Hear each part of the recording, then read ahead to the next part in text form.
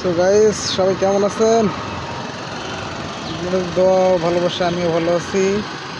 আপনারা হয়তো মনে করতেছেন আমি কোনো হয়তো গাছে বসে রয়েছি, ঠিক আছে? আসলে না, আমি গাছে না, আমি আছি গাছের সাথে। নিচে আমার ভাইয়া আছে। এই ভাইয়া অসুস্থ হয়ে গেছে ভাই, অসুস্থ হয়ে গেছে।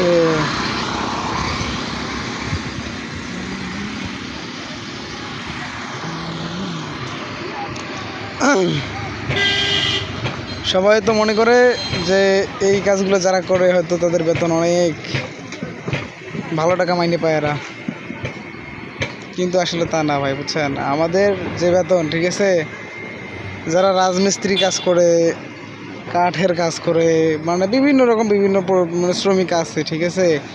তো দেখা যাচ্ছে এরা যে বেতনটা পায় আমরাও সেম সেম সেম সেই রকমের বেতনই পাই। মনে করেন আমার বেতন এখন হচ্ছে, মনে করেন বেসিক বেতন হচ্ছে কত, 16,000, আর খাওয়া থাকা এই দুইটা মিলিয়ে দিলাম আরও 4-5 হাজার টাকা।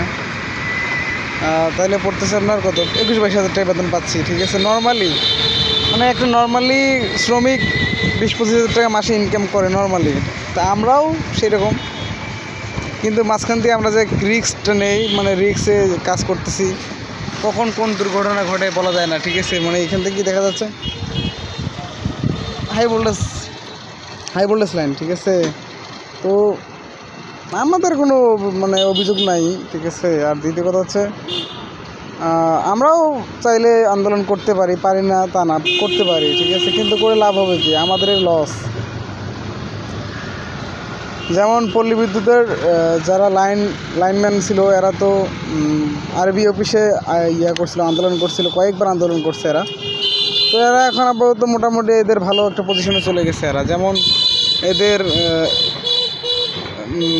পার্মানেন্ট চাকরি হয়ে গেছে, বা বিভিন্ন রকম ভাতা পাচ্ছে, চিকিৎসা ভাতা পাচ্ছে, বাচ্চাদের স্কুলের ভাতা পাচ্ছে, আবার রিক্সি ভাতা পাচ্ছে, সব মিলে এদেরকে একটু মোটামুটি অঙ্কের টাকা পাচ্ছে এরা। কিন্তু আমরা পুরো বাংলাদেশে পল্লী বিদ্যুৎ কন, পিডিবি কন, ন্যাসকো কন, ডেসকো কন, ঠিক আছে, যত ধরনের বিদ্যুৎ আছে, এরা অফিসিয়াল যারা লোক আছে, অফিসিয়াল লাইন শ্রমিক যারা আছে, অফিসিয়ালভাবে কাজ করে, লাইনে কাজ করে, এদের ক্ষমতা নেই যে একটা এইরকম একটা লাইন করে দিতে, ঠিক আছে? শুধু এরা করে কি, যে আমরা যে লাইনগুলো করে দেই, বুঝছেন? মানে বাংলাদেশে যত লাইন আছে সবগুলো লাইনে আমাদের মতোই লোকই করে, বুঝছেন? এই লাইনগুলো কি করে এরা